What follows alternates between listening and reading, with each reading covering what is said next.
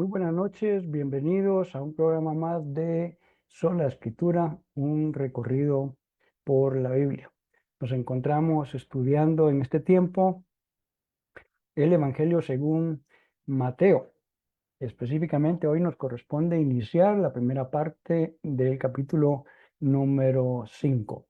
Vale la pena mencionar como un cuadro general de lo que hemos estado hablando, que Mateo eh, organiza su narrativa del Evangelio en varias secciones. Ya lo comentamos al inicio.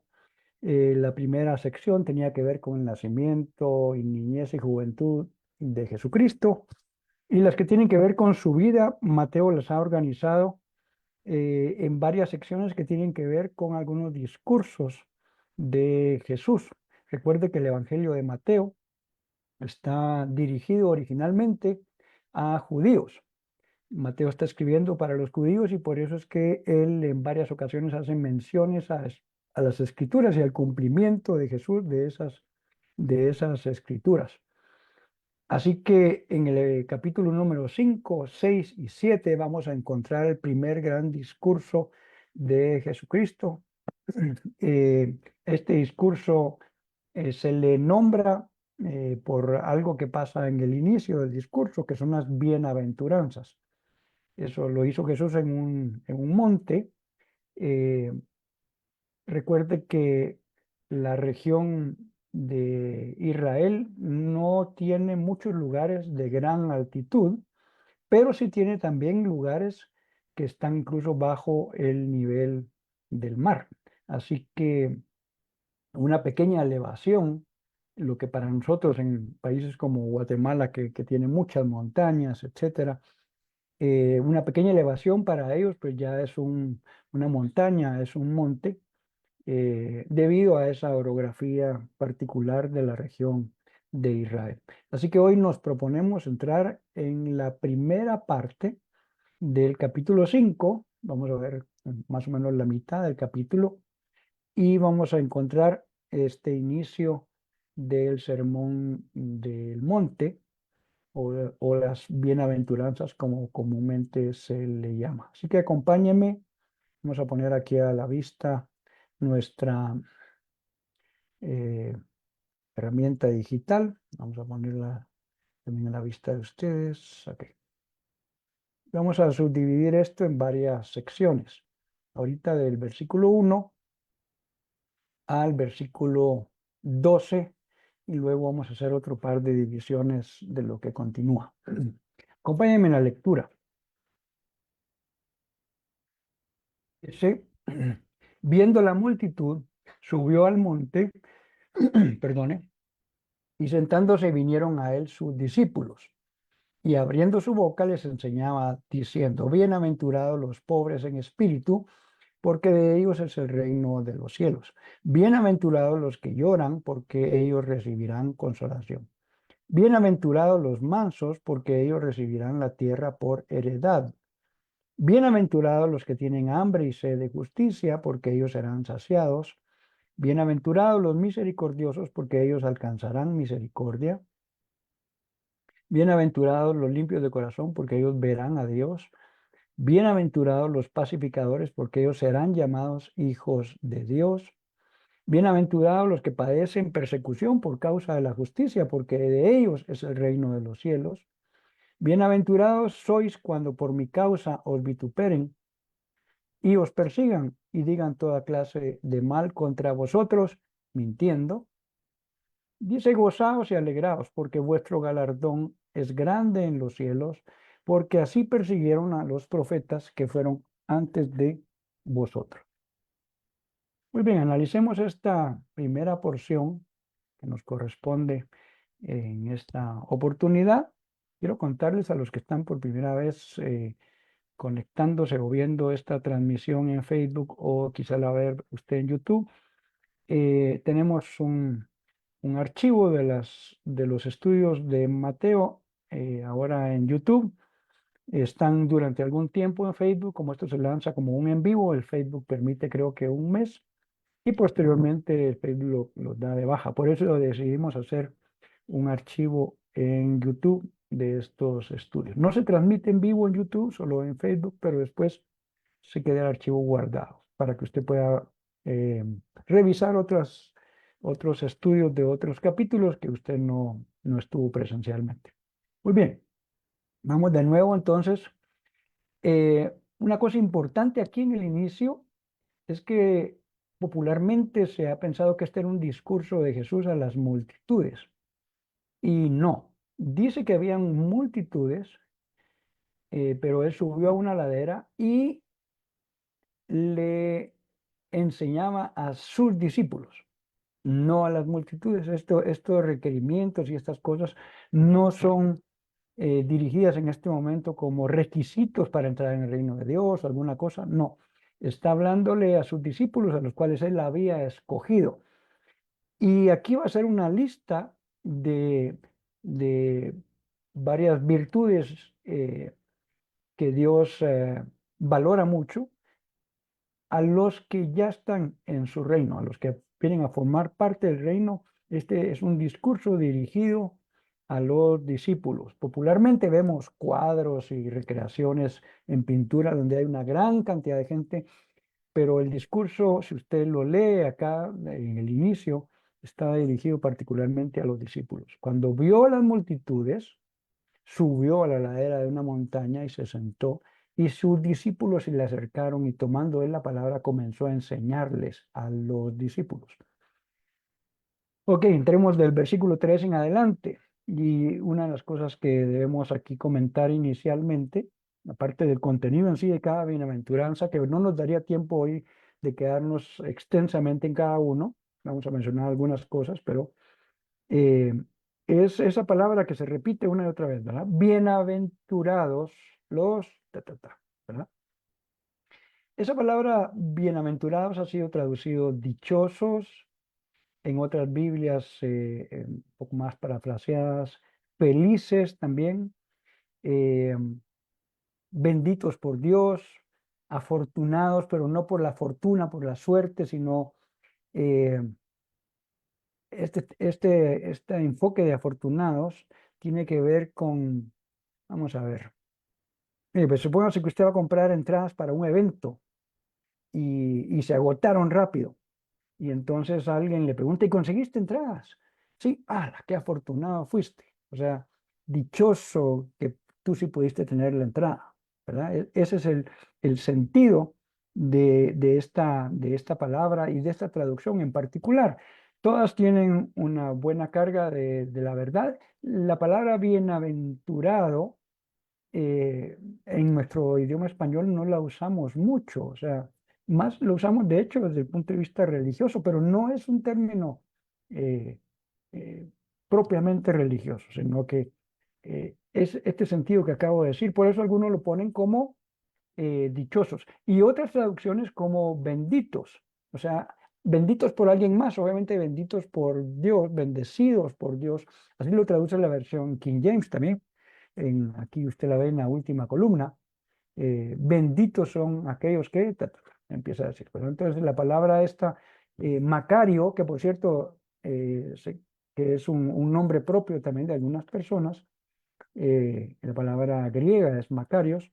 Cuando usted escuche a alguien que se llama Macario, su nombre es bendito, bienaventurado, etcétera. Eso es lo que significa. Y también en algunas es feliz, pero no solo eh, como un asunto de una felicidad temporal, circunstancial, sino algo que se queda en uno, como dice en una de las traducciones, como una dicha, como dichosos, ¿verdad? Ok, esa palabra se va a repetir en varios de los versículos que acabamos de leer y vamos a ver respecto de la perspectiva de Dios, quiénes son esas personas afortunadas, dichosas, bendecidas, bienaventuradas. Primero dice los pobres en espíritu. Vamos a analizar primero quiénes y después qué es la recompensa, digámoslo así, o el premio de ser de esta forma. Vea que no dice los pobres, no está hablando de dinero, no está hablando de posesiones, sino está hablando de los pobres en espíritu. Y la palabra griega que se usa acá no es solamente alguien que le hace falta un poquito, o un poco. Es alguien que básicamente no tiene nada, ¿verdad? Es alguien que no tiene algo que necesita. Eh, en todo caso, en el término financiero sería un mendigo, ¿verdad? Alguien que ha llegado a los puntos más bajos de pobreza.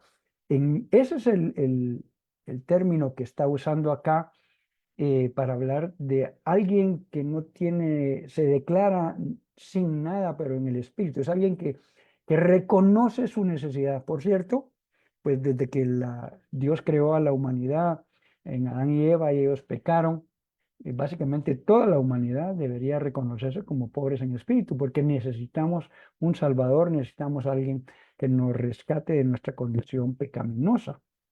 Entonces esto habla de una cualidad, de una virtud, de humildad, de sencillez, de reconocerse necesitado en las cosas espirituales, necesitado de Dios. ¿Y cuál es la recompensa, pudiéramos decir, que Dios da a los que son pobres en espíritu? Aquí hay una cosa importante porque dice, porque de ellos es el reino de los cielos. ¿Y por qué estoy haciendo énfasis en el es? No dice será. Si usted lee y presta atención a la lectura que dice de los demás versículos, todos están en término futuro. Serán consolados, recibirán en la tierra, serán saciados, etcétera. Pero de este, y creo que es el último, los pone en tiempo presente. Ya, el reino de los cielos ya les pertenece a los que son pobres en espíritu. Eso es una cosa importante en estas bienaventuranzas que nos está enseñando aquí Jesús. Siéntase usted como que estuviera ahí sentado en una grama y Jesús está enseñándole, usted es su discípulo, y está enseñándole las cosas que son parte de los distintivos de los seguidores del reino. Todo seguidor del reino debería buscar manifestar estas virtudes y cualidades que son bienaventuranzas. Segundo, dichosos o bienaventurados los que lloran, porque ellos recibirán consolación o serán consolados. Aquí se está hablando justamente de algo futuro. Ese, de nuevo, tiene mucho que ver con la anterior, que es reconocerse como necesitado. No solo llorar porque perdí el trabajo, porque perdí algún familiar, aunque sí los incluyen, pero el contexto de todo esto es aquellos que se entristecen por las cosas que entristecen el corazón de Dios. Usted dice, Dios se entristece, sí, Dios se enoja, Dios se alegra, Dios se entristece, ¿verdad? Bueno, varias de las emociones que Él nos regaló. Por eso es que somos semejanza de Dios, porque tenemos la capacidad de poder sentir una gran cantidad de emociones. Entonces, aquí está diciendo que los que están en una condición que les está provocando llanto, lloro, ellos van a recibir consolación. No se van a quedar así, sino que va a venir consolación, obviamente, de parte de Dios. Tercero, dichosos los humildes, porque recibirán la tierra como herencia. Vea que aquí la Reina Valera ponía mansos y las otras traducciones han traducido la palabra humilde. Eh, la palabra original griega tiene que ver más con la humildad, en este caso, no tanto con la mansedumbre, que es un fruto del espíritu, que tiene que ver con otra área. En realidad es, de nuevo, muy parecido a los anteriores. Alguien que se humilla, de hecho la Biblia dice humillados bajo la poderosa mano de Dios para que Él los levante cuando fuere tiempo. Es una cosa, yo puedo ser humillado por alguien o humillarme voluntariamente. Y en este caso lo que está diciendo es bienaventurados los que se humillan voluntariamente. Y eso, la humildad tiene que ver con ponerse bajo la autoridad o el señorío de alguien, ¿verdad? Ser sencillo y humilde. Jesús dijo eso, ¿verdad? Aprendan de mí, yo soy sencillo y humilde. En el versículo 6 hay una más, dichosos o bienaventurados los que tienen hambre y sed de justicia, No está hablando de hambre natural, de las personas que tienen necesidad, sino que dice hambre y sed, pero específicamente de justicia. La justicia es una virtud que Dios aprecia muchísimo en algunos estudios, pero esto viene de incluso de la filosofía griega, que tiene parte de verdad. Cuando hablan de las virtudes cardinales o principales, hablan de cuatro, dentro de las cuales está la justicia. Pero si usted hace un estudio en la Biblia, se va a dar cuenta que Dios ama la justicia.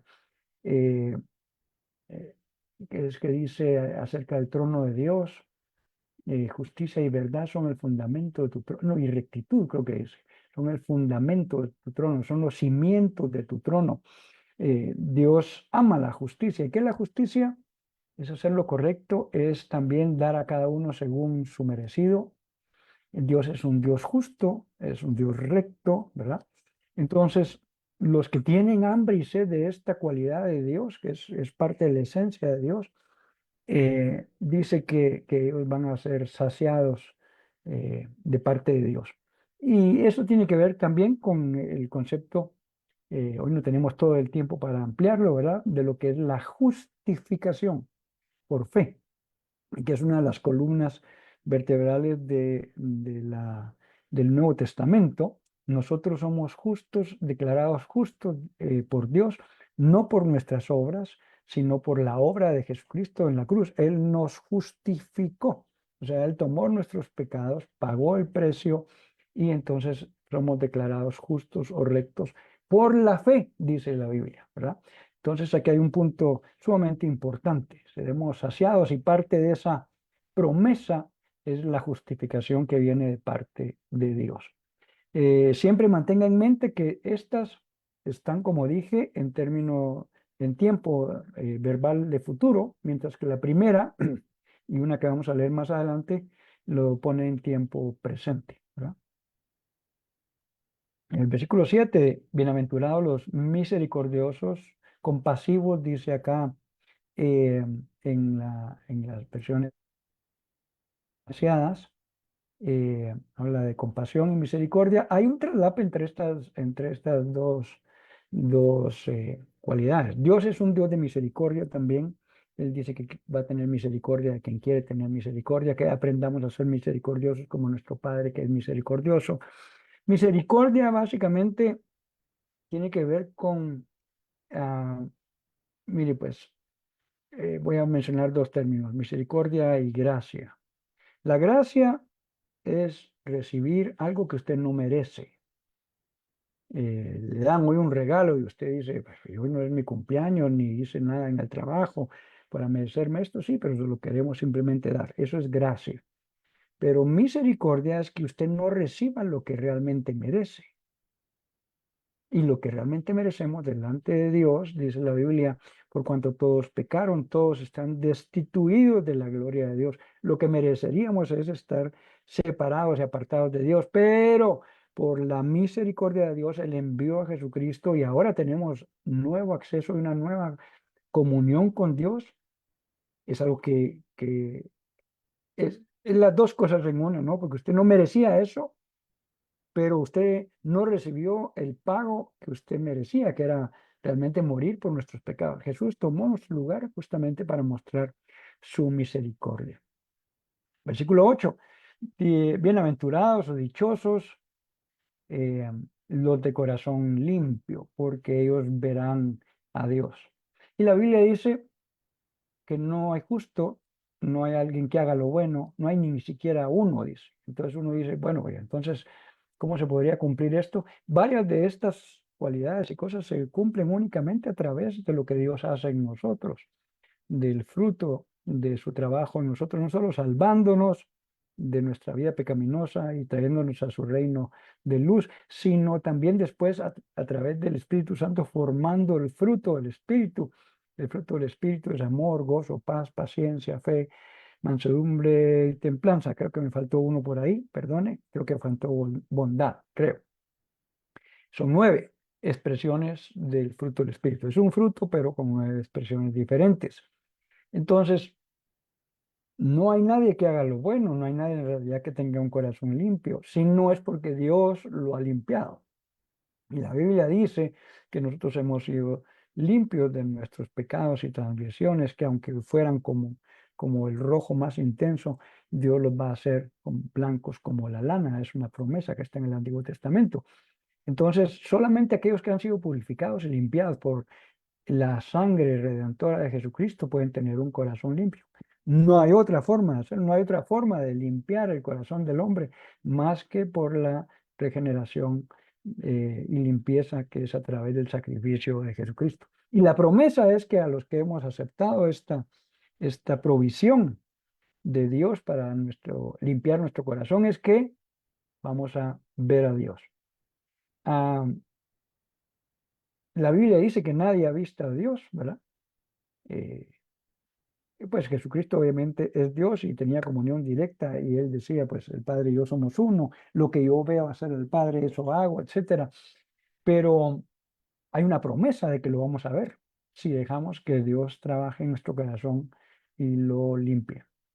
Dice, versículo 9, bien dichosos o bienaventurados los que trabajan por la paz, los pacificadores, dice acá, porque ellos serán llamados hijos de Dios. Aquí me gusta esta de la NBI que dice trabajan por la paz, la NTV dice los que procuran la paz, la palabra de Dios para todos, los que se esfuerzan por conseguir la paz, pero esto no es una paz para mí, sino los que procuran y hacen la paz entre otras personas o entre las personas y Dios. Nosotros somos llamados a decirle a la gente, reconcíliense con Dios. Dios ya hizo su parte, ahora ustedes hagan su parte y reconcíliense porque están separados y peleados con Dios a través de nuestros pecados, en realidad. Entonces, dice la Reina Valera, a esas personas les llama pacificadores, los que hacen la paz entre algunas partes, ¿verdad? No es, no dice bienaventurados los que tienen paz, no está hablando de mi paz, sino está hablando de ayudar a poner paz entre personas, entre instituciones, entre países, bueno, en lo que sea, ¿verdad? Los que trabajan por la paz. Por eso me gusta en este momento la traducción de la NBI, creo que nos ayuda a entender un poco mejor. Y dice que los que hacen esto van a ser llamados hijos de Dios. Y aquí se entendería que no es Dios el que los va a llamar hijos, sino por la gente. Cuando la gente vea nuestro esfuerzo por procurar la paz, por trabajar por la paz, esforzarnos por conseguir la paz, eh, van a saber que realmente somos hijos de Dios. Ahora, Jesús dijo también en una oportunidad que la paz que él daba no es como la paz que da el mundo, que es la ausencia de guerra o de conflictos, es otra cosa diferente, que es una paz que se experimenta en el interior. Es saber que estamos en paz con Dios y eso nos trae reposo a nuestro corazón, ¿verdad? Muy bien, versículo 10, dichosos los perseguidos por causa de la justicia, porque el reino de Dios les pertenece. Aquí está otra vez en término, perdón, en tiempo presente, no en tiempo futuro como los que nos antecedieron. Serán llamados, verán, serán llamados, etcétera. Aquí dice, el reino de Dios ya les pertenece. ¿A quiénes? A los que son perseguidos por causa de la justicia. Y Jesús dijo, si a mí me persiguieron, tengan la certeza que ustedes les van a perseguir. Si a mí me vituperaron, a ustedes también. Como seguidores de Cristo, eso nos va a tocar. Tenemos que saberlo, mentalizarnos y no sorprendernos cuando estas cosas empiecen a pasar en diferentes ámbitos y niveles, ¿verdad? Número 11, bienaventurados o dichosos, dice, cuando por mi causa la gente los insulte, los persiga y levante contra ustedes toda clase de calumnias. Eh, Aquí dice calumnias, y allá decía, hablen contra ustedes mintiendo, ¿verdad? Hablen, porque ¿qué mérito tendría si yo me robo algo y la gente habla de mí, que yo soy un ladrón? Pues ni modo, como me robé algo, lo soy. Eso no sería una calumnia, sería que están sacando a luz algo que es verdadero. Pero cuando algo que usted no ha hecho y es injuriado y señalado, injustamente, entonces dice, siéntanse bendecidos. Y uno dice, pero ¿cómo así? Si esos momentos incómodos, siéntanse dichosos. Eh, ¿Y por qué? Porque el versículo 12 nos va a dar un poquito el contexto de por qué en una situación difícil, de persecución, de injuria, etcétera, de insultos, dice, alégrense y llénense de júbilo porque les espera una gran recompensa en el cielo. Así también persiguieron a los profetas que los antecedieron ustedes. O sea, esto no es nada nuevo. Le tocó a los profetas, le tocó al mismo Señor ser injuriado, ser eh, calumniado, ¿verdad? Hablando malas acciones contra Jesús, que fue completamente santo y puro todo el tiempo. Muy bien, vamos a leer la segunda porción, vamos a leer del 13 al 16. Vamos a ponerlo un poco más grande acá. De nuevo en versión Reina Valera y luego nos vamos a hacer nuestra comparación de versiones. Vosotros sois la sal de la tierra, pero si la sal se desvaneciere, ¿con qué será salada? No sirve para nada más. No sirve más para nada, sino para ser echada fuera y hollada por los hombres. Vosotros sois la luz del mundo. Una ciudad asentada sobre un monte no se puede esconder, ni se enciende una luz y se pone debajo de un almud, sino sobre el candelero, y alumbra a todos los que están en casa. Así alumbre vuestra luz delante de los hombres, para que vean vuestras buenas obras y glorifiquen a vuestro Padre que está en los cielos. Aquí hay una doble comparación que Jesús nos hace. Recuerde, a los discípulos, Jesús está dando este sermón, estos 3 capítulos que nos van a tomar varias semanas, poco más de un mes estudiarlos. Esto Jesús está hablando con los discípulos, no le está diciendo a la gente, porque no era con la gente que estaba dirigiéndose, sino a sus discípulos, a aquellos que iban a ser representantes del reino de Dios. Dios nos dice que nosotros somos embajadores del reino, ¿verdad? Entonces, ¿qué se espera de los representantes y embajadores del reino? Que practiquemos estas cosas llamadas popularmente como las bienaventuranzas. Primero hay una comparación con la sal. Dice, voy a leer en otra traducción y voy a hacer un comentario. Ustedes son la sal de la tierra, pero si la sal se vuelve insípida, o sea, pierde la capacidad de salar, ¿cómo recobrará su sabor? Estoy leyendo la tercera columna NBI ahora, ¿verdad? Ya no sirve para nada, sino para que la gente la deseche y la pisotee. La sal naturalmente tiene varias cualidades, capacidades. Número uno, añade lo que reconocemos como el sabor salado. No es el único químico que hace eso. De hecho, el término sal es un término genérico. eh, hay varios tipos de sales. La que nosotros comemos como sal tiene una base de cloruro de sodio, ¿verdad? Pero hay otras sales en general que tienen cierta capacidad de salar, ¿verdad? De darle esa sensación al gusto salado. Pero la comparación aquí no es tanto, como algunos han dicho, es que nosotros somos el sabor del mundo. En la cultura judía, el énfasis sobre la sal no era tanto por el sabor, sino era por una capacidad que tiene la sal de evitar la corrupción, por lo menos parcialmente, no quiere decir por completo. ¿A qué me estoy refiriendo?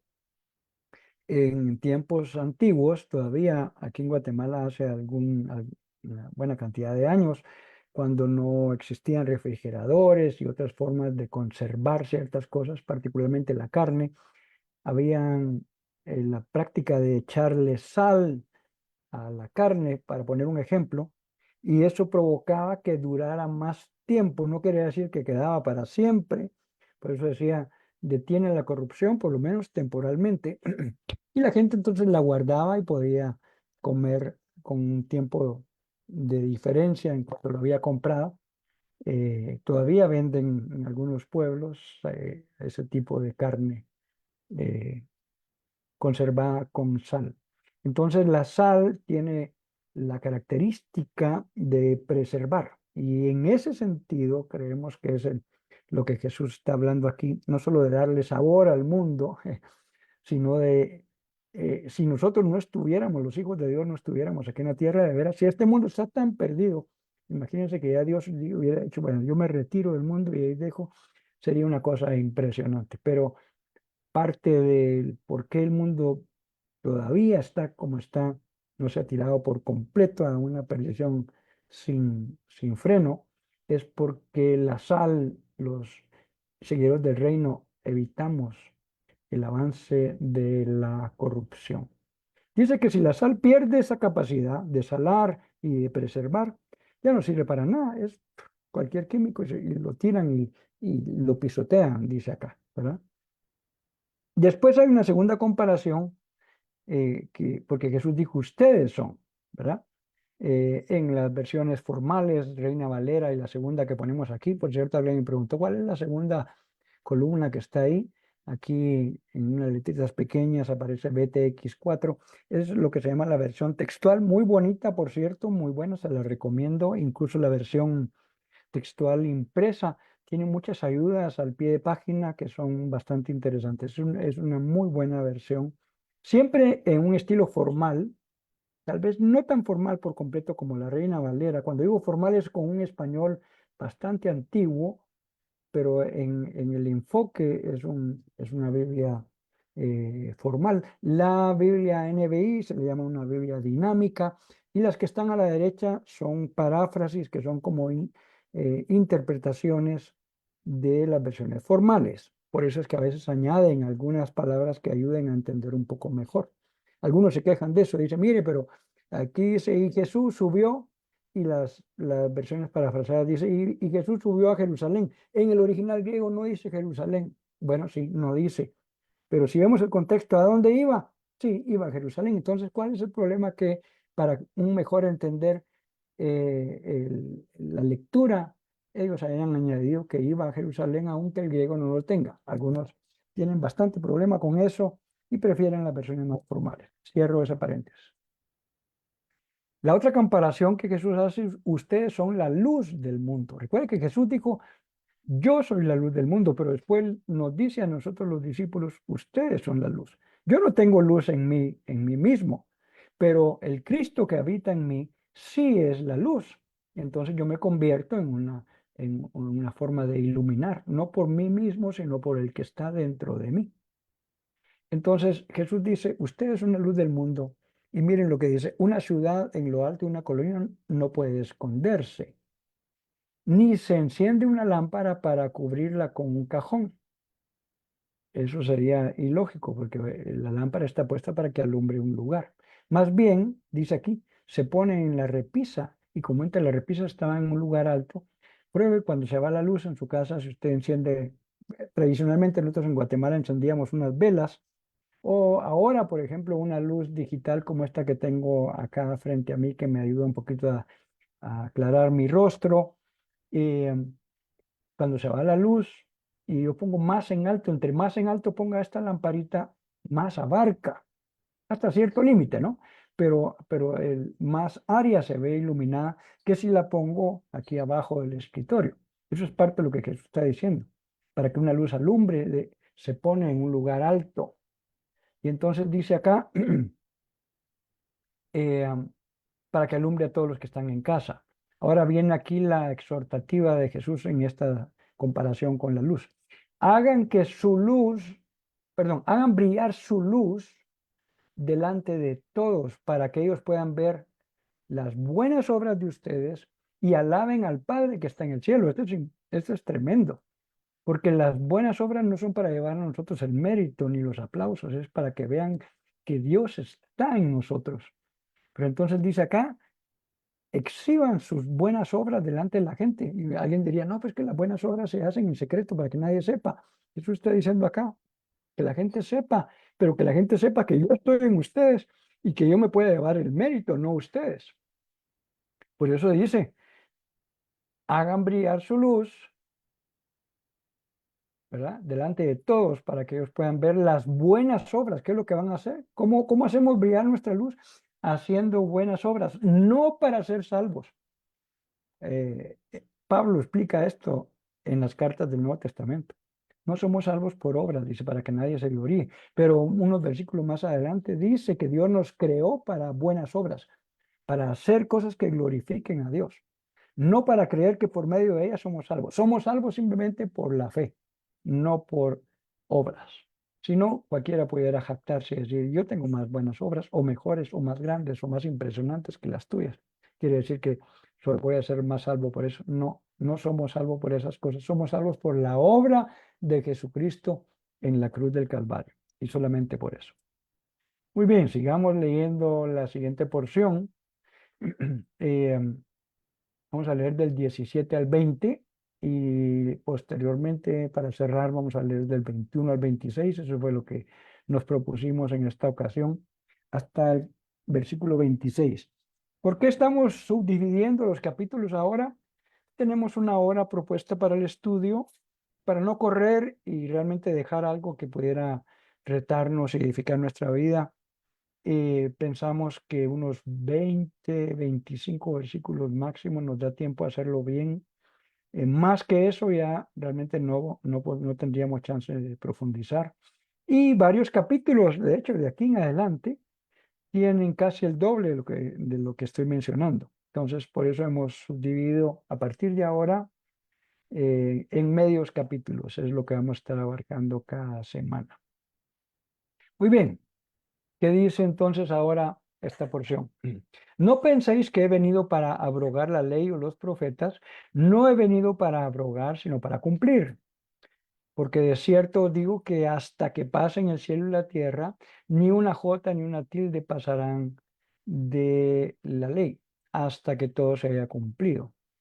De manera que cualquiera que quebrante uno de estos mandamientos muy pequeños, y así enseñe a los hombres, muy pequeño será llamado en el reino de los cielos.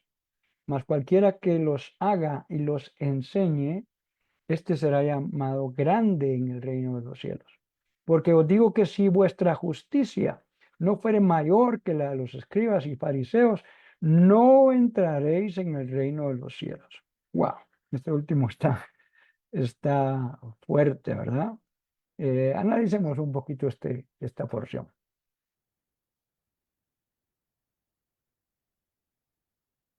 Versículo que dijimos, 17, ¿verdad? Esto cada vez que lo cambio a versión así en paralelo, se regresa hasta el versículo 1. Muy bien. Ahora leo de nuevo NBI para contrastar un poquito.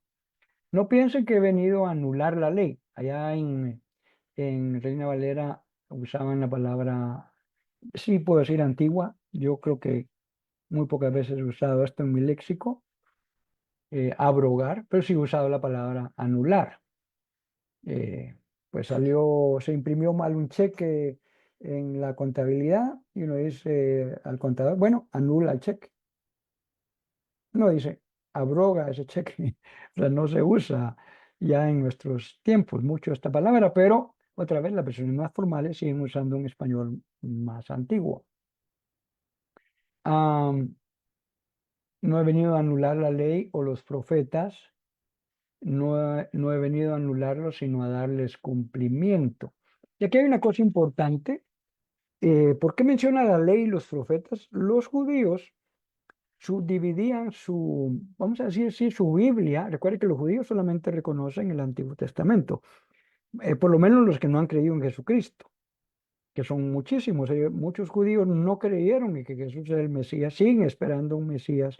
El otro día decíamos que es bien complicado porque el Mesías va a tener que cumplir un montón de cosas que decían los profetas y Jesús las cumplió todas y pretender que alguien de manera artificial o no sé cómo vaya en estos tiempos a querer decir yo voy a cumplir todas esas profecías que están descritas del Mesías, yo le voy a adelantar algo, es prácticamente imposible.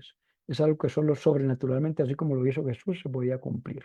Mateo justamente se encarga de eso. A cada rato dice, esto se hizo o esto pasó para que se cumpliese lo que estaba escrito por los profetas. En algunos casos se dice específicamente cuál de los profetas.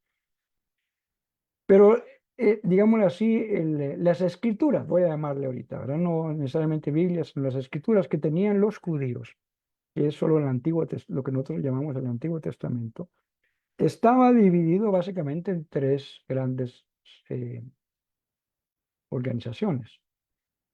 La ley, que eran los primeros 5 libros, o el Pentateuco, como normalmente también se le llama, los profetas, y que por cierto, esta subagrupación en profetas es diferente a nuestra agrupación eh, actual de la Biblia completa o incluso la Biblia, voy a decirle, llamarle así, evangélica, porque nosotros tenemos una agrupación de profetas mayores y menores, y no es porque fueran más altos, más pequeños, es por el tamaño de los libros, básicamente. Pero los judíos, decían los profetas, se incluían a varios otros que nosotros no llamamos profetas. Por ejemplo, el libro de Josué, ellos lo tienen dentro de los profetas. Nosotros no, lo tenemos en la parte de libros históricos. Es una pequeña diferencia, ¿no? Pero entonces, ¿cuáles son las tres grandes agrupaciones de los libros según los judíos? La ley, los 5 libros que escribió Moisés, los profetas, que son los profetas mayores y menores nuestros, y otros que van agrupados ahí, y los escritos. Dentro de los escritos estaban los libros de sabiduría, algunos libros históricos. Nosotros los subdividimos en los libros eh, sapienciales, digámoslo así, y los libros históricos. Entonces, cuando dice aquí, no he venido a anular la ley o los profetas, está hablando de esas divisiones que cualquier judío entendía, en ese tiempo por lo menos, ¿verdad? Dice, no he venido a anular esto, sino a darle cumplimiento, a mostrar que sí se puede cumplir lo que está escrito. Obviamente tiene que ser con una calidad de vida que solo Jesús tuvo. Nosotros no podemos cumplir la ley. De hecho, Pablo aclara que el propósito de la ley era para que nosotros supiéramos y conociéramos qué es el pecado. Porque si la ley dice no robarás, si yo he robado algo, yo voy a hacer entonces que soy culpable. Es para señalar la culpabilidad del hombre, a excepción de que hubiera alguien como Jesús que nunca pecó. Pero aparte de él, todos nosotros, dice la Biblia, hemos pecado en una u otra cosa. Y también dice Pablo, el que se hace culpable por una cosa de romper la ley, se hace culpable de toda la ley. Así que no puede decir usted, bueno, pero yo solo mentí. No, es culpable de toda la ley. Faltó a la ley. Así que en el juicio justo de Dios, usted sería culpable. A través de Jesucristo, usted puede llegar a ser, voy a decir así, inocente, porque Jesús fue declarado culpable habiendo llevado nuestros pecados. Eso es lo que mencionaba hace un rato de la justificación. Jesús dice aquí, les aseguro que mientras exista el cielo y la tierra, ni una letra ni una tilde de la ley desaparecerán hasta que todo se haya cumplido. Allá decía ni una J ni una tilde. eh, no, perdón, la letra más pequeña del alfabeto hebreo es la Yod, que sería el equivalente a una J nuestra, latina. Y justamente usted verá que en la segunda columna, estoy hablando del versículo 18, la textual dice, de modo que, perdón, de ningún modo pasará una Yod, ahí sí lo ponen literal para que se entienda, ¿verdad? Eh, La NBI ha puesto ni una letra, pero literalmente sí decía en el original la letra más pequeña del alfabeto hebreo. Y cuando dice ni una tilde, eso se está refiriendo a algo que nosotros usamos en nuestro alfabeto, nuestros alfabetos españoles y otros, porque esta es una pequeña, como dice aquí, ni un trazo de una letra, ¿verdad? La tilde es una cosa muy pequeña, o sea, ni lo más pequeño, eso está diciendo en sentido figurado, porque el alfabeto hebreo no tiene tildes como tales, por lo menos como las usamos nosotros, ¿verdad?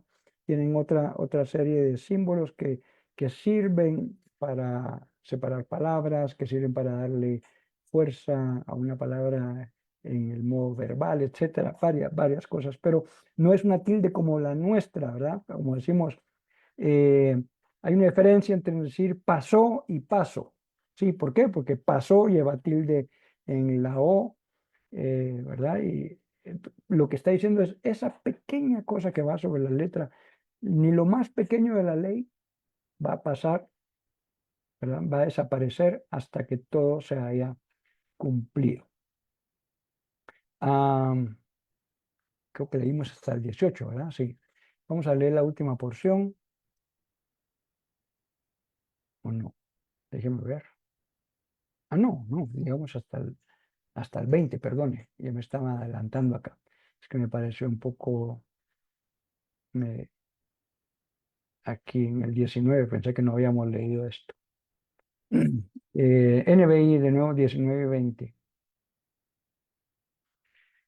Todo el que infrinja uno solo de estos mandamientos, por pequeño que sea, y enseñe a otros a hacer lo mismo, mire, pues aquí es una cosa de responsabilidad tremenda, porque no solo, bueno, usted viva su vida como quiera, pero las acciones que hacemos nosotros siempre tienen consecuencias sobre otras personas, sobre nuestros hijos, sobre las siguientes generaciones, etcétera.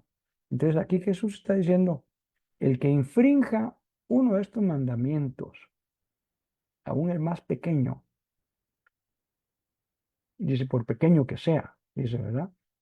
Eh, Ese es el sentido. Cuando dice uno de estos mandamientos muy pequeños, que como así, Eh, aún el mandamiento más sencillo, el, el que parece más insignificante, y enseña a otros a hacer lo mismo, no solo verbalmente, miren, ustedes deben mentir, no, sino que enseñar también se hace eh, poniendo un mal ejemplo. ¿Verdad? Entonces, por eso ya nos está poniendo un sentido de responsabilidad tremendo.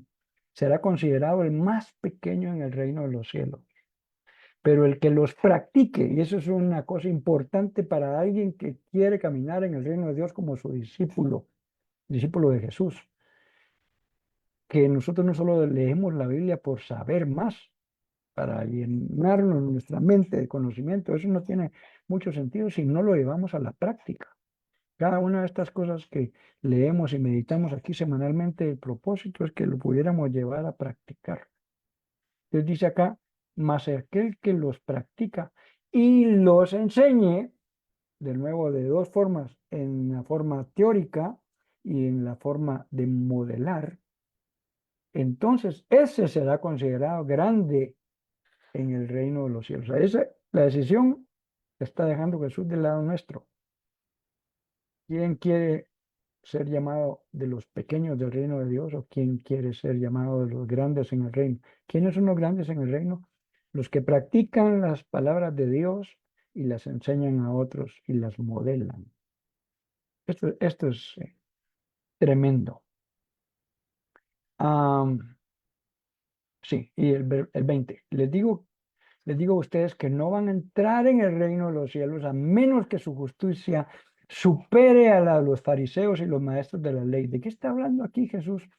Mire, estos dos grupos de personas eran un grupo religioso del tiempo de Jesús. Y ellos, vamos a pensarlo mejor ahorita, con la mejor intención, se esforzaban por poner en práctica lo que aprendían. Tuvieron varios problemas en eso. Uno, jactancia, ¿verdad? Como aquel que Jesús mismo dijo, eh, te doy gracias, Señor, porque no soy como todos estos pecadores. Mientras que, dijo Jesús, había otro que decía, Señor, sé propicio a mí, ten misericordia de mí. Son dos personas que uno se puede llegar a jactar por sus grandes obras, número uno, ¿verdad? Y el otro porque reconoce su hambre y sed de justicia, su espíritu pobre y pide ayuda a Dios, ¿verdad? Pero estos dos grupos de personas, los fariseos y los maestros de la ley, se jactaban de su rectitud, de cumplir las cosas, según ellos, pues, porque Jesús, incluso vamos a ver más adelante en las enseñanzas que Él las viene a poner aún más, Vienen a poner más alta la vara, vienen a ponerlo más complejo. Voy a adelantarme a algo. Dice, ustedes oyeron que les dijeron no matarás, pero yo te digo que si tú te enojas contra tu hermano, ya eres culpable de lo mismo que si, pues, si lo hubieras matado, digamos así. La dice uno, pero aquí ya la puso más duro, sí, sí, porque Jesús no se va a quedar solo con la forma externa que a veces podemos aparentar, sino que con el fondo, lo que hay en el corazón. Entonces se les dice, los fariseos y los maestros de ley se esfuerzan por cumplir los mandamientos de una forma incorrecta, sí, pero eh, hacen un esfuerzo. Si ustedes no hacen más que esto, no van a entrar en el reino de los cielos. Entonces uno dice, hola, bueno, está bien. Y no voy a mentir, no solo porque si miento me voy a ir al infierno. No voy a mentir porque a Dios no le agrada. Y esa va a ser, no mi jactancia, pero sí yo debo mostrar las obras justas y buenas de Dios por lo que Dios ha hecho en mi vida. O sea que el cristianismo no solo se trata de creer y asistir el domingo a las iglesias, sino de vivir una vida recta y justa delante de Dios, no para autojustificarnos, sino para darle la gloria a Dios por lo que Él hace en nosotros. Vamos a la última porción que tenemos para hoy. Y esta la encontramos del versículo 21 al 26. Vamos a poner un poco más grande acá. Aquí Jesús va a, a retar a los discípulos en cosas que ellos, muchas de estas se las habían escuchado. Y varias de estas incluso eh, estaban escritas como mandamientos en el Antiguo Testamento. Las que vamos a ver ahorita, no necesariamente como parte de los 10, las que vamos a empezar viendo la otra semana, sí, tiene que ver con lo que había sido escrito en los 10 mandamientos y Jesús incluso les da, no los cambia ni los anula, sino les dice, ok, esto realmente significaba tal cosa, no se queden solamente con la forma externa, esto es lo que significaba. Pero mire pues, en estas... eh, va a empezar con algunos mandamientos que encontramos en el Antiguo Testamento. Oíste que fue dicho a los antiguos, no matarás, y cualquiera que matare será culpable de juicio. Pero yo os digo que cualquiera que se enoje contra su hermano será culpable de juicio, y cualquiera que diga necio a su hermano será culpable ante el concilio, y cualquiera que le diga fatuo quedará expuesto al infierno de fuego. Por tanto, si traes tu ofrenda al altar y ahí te acuerdas que tu hermano tiene algo contra ti, deja ahí tu ofrenda delante del altar y anda, reconcíliate primero con tu hermano y entonces ven y presenta tu ofrenda.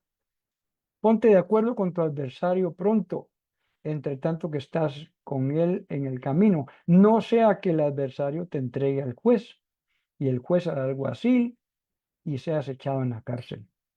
De cierto te digo que no saldrás de ahí hasta que pagues el último cuadrante.